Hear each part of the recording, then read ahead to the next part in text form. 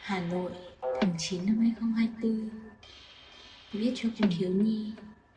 Để bắt đầu ghi lại những ký ức ở nơi này, tôi xin phép được trích lại một trích dẫn về ký ức mà tôi rất thích.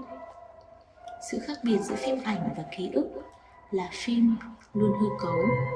Chúng được cấu thành từ những cảnh quay nối tiếp nhau, nhưng ký ức được hòa trộn giữa sự thật và sự dối lừa. Chúng chập chờn hiện ra rồi tan biến khi hoàn tan. Trích trong đêm tối cuối cùng ở địa cầu. Vì với tôi, ký ức về con thiếu nhi vừa mơ hồ lại vừa sắc nét. Nghĩa là có những khoảnh khắc tôi nhớ rất rõ và luôn là một phần tiềm thức mà chỉ cần nhắm mắt lại là cả khung cảnh sẽ tua ngược về, y hệt như một thước phim. Nhưng khi mở mắt ra, tôi sẽ lại tự hỏi rằng liệu đó có phải là thật hay không. Và có lẽ để ký ức được sống trong một vùng mơ mộng mơ như vậy sẽ luôn là đẹp nhất.